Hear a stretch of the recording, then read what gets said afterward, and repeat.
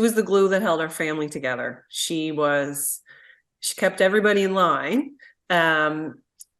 But she was the kindest, most empathetic person you would know. She was the best Nan, the best Nan. This is the face of Canada's healthcare crisis. A lifelong Cape Bretoner, a grandmother, a woman so beloved, over 350 people came to her memorial service. But the family of Charlene Snow is trying to bring to light the crisis in our healthcare system, because Charlene died after waiting hours for help in a Nova Scotia emergency room. And on the 30th, she went to the regional hospital, the Cape Breton Regional Hospital emergency room.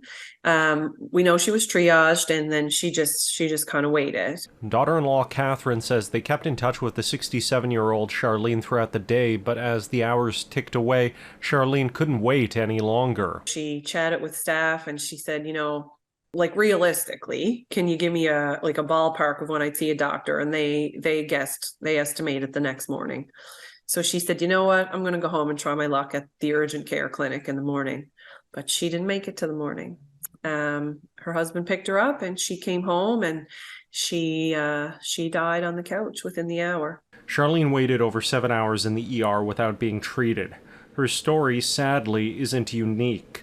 One day later, on December 31st, 37-year-old Allison Holthoff died at Cumberland Regional Health Centre in Amherst, Nova Scotia, about 12 hours after being admitted. Nova Scotia's Health Minister Michelle Thompson issued a statement to CityNews saying, in part, that she expresses her sincere thoughts and condolences to the families and that formal investigations are underway in both deaths. Adding, I know the healthcare system has been under immense pressure for some time, including the wait times in emergency departments. I want Nova Scotians to know we are committed to getting answers. But Catherine isn't waiting for a formal investigation to finish. Hundreds of people reached out to her with similar stories, and she realized she had to do something with them. There needed to be more of a human face placed on it, not just from a patient perspective, but there are so many hardworking people on the front line.